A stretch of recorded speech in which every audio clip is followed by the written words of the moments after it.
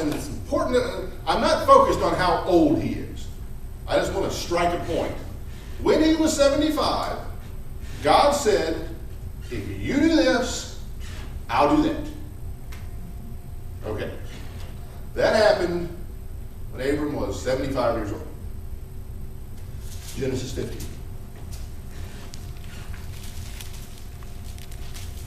Verse 5.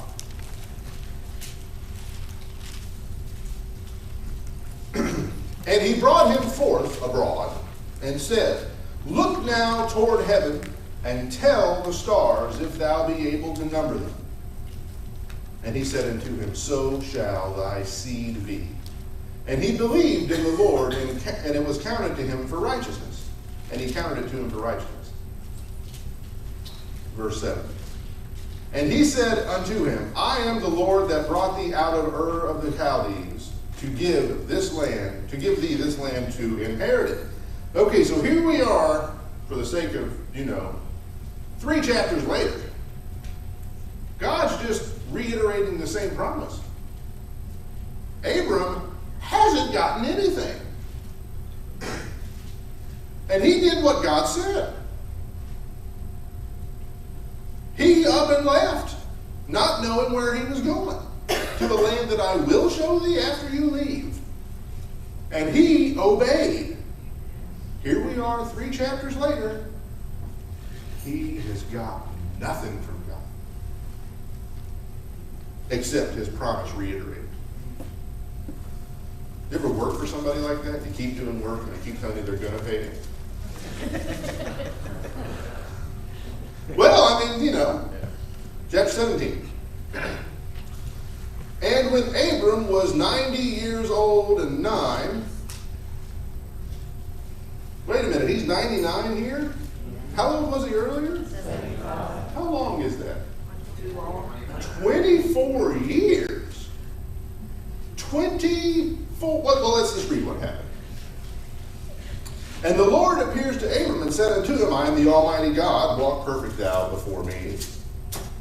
And I will make my covenant between me and thee, and will multiply thee exceedingly. And Abram fell on his face, and God talked with him, saying, as for me, behold, my covenant is with thee, and thou shalt be a father of many nations.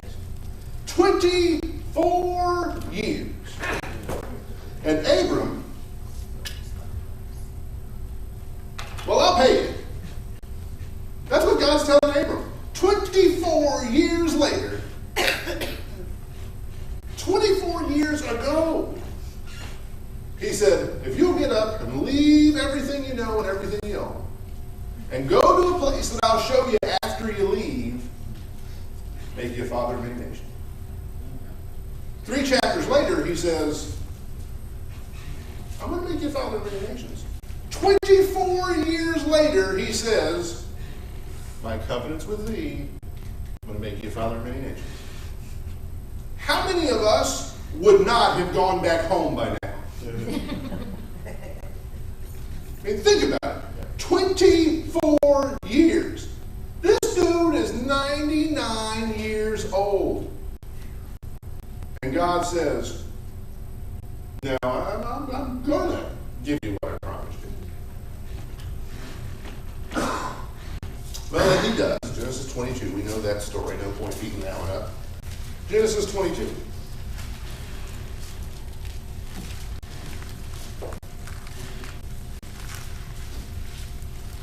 Verse 1. And it came to pass after these things that God did tempt Abraham and said unto him, Abraham, and he said, here I am. And he said, take now thy son, thine only son, Isaac, who it took me 24 years to give you, whom thou lovest, and get thee into the land of Moriah, and offer him there for a burnt offering upon one of the mountains which I will tell thee. Okay, so God gives you a promise. God says, David, I'm going to give you a new car. And you're like, great. And he says, but you gotta move. Well, where to? Just load your stuff up. I'll tell you once you leave. Okay. So David does it. 24 years later, David's still driving around his U-Haul. And God appears to him and says, now I'm going to give you that car. And David's like, right on, you're God. I'm doing what you say, buddy. He's driving. And then finally God delivers his new car to him. And David's like, this is a nice car. And God says, shoot yeah. And David takes it, he drives it around for a while, and he's at the Jiffy Lube getting his first oil change, 3,000 miles on his brand new car. And God says, I want you to go ahead and take this car to the junkyard and put it in the car crusher and then press the start button. That's what happened here. He said, I'm going to give you an heir. I'm going to give you a child. He's going to multiply greatly, and your offspring will be like the sands of the sea and the stars of the sky. 24 years later, now I'm really going to do it. And then when he does do it, God says, but you go to Moriah, and I want you to offer him for a sacrifice unto me, because, I'm God. It took me 24 years to give it to you, but I want it back. Verse 3. And Abraham rose up early in the morning and saddled his ass and took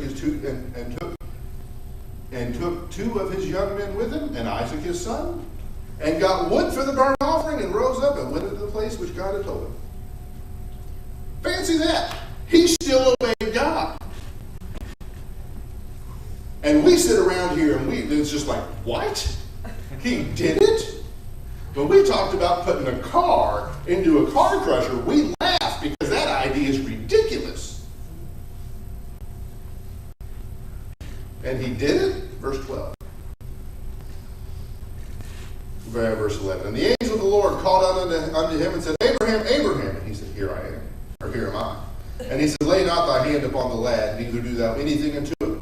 For now I know that thou fearest God, seeing thou hast not withheld thy son, thine only son, from me. Skip to verse 15. And the angel of the Lord called unto Abraham out of the heaven a second time, and said, by myself I have sworn, saith the Lord, for because thou hast done this thing, and thou hast not withheld thy son, thine only son, that in blessing I will bless thee, and in multiplying I will multiply thy seed as the stars of the heaven, and as the same. I've heard this before, but this part's new. And thy seed shall possess the gate of his enemies, and thy seed shall be all the nations of the earth, and in thy seed shall all the nations of the earth be blessed, because thou hast obeyed my voice. This is just it. God's ways are higher than our ways. We're going through whatever it is that you're going through. Set that aside for a minute, because what you do not know is why you're going through it. Why did God appear to Abraham and say, sacrifice the son it took me 24 years to give you, after 24 years of your strict obedience, I want it back. What did Abraham do? He arose early the next morning to go do it. Not only did he obey God, he obeyed God promptly. He obeyed God eagerly. That's right. We don't want to obey God when God tells us to do something we want to do. That's right.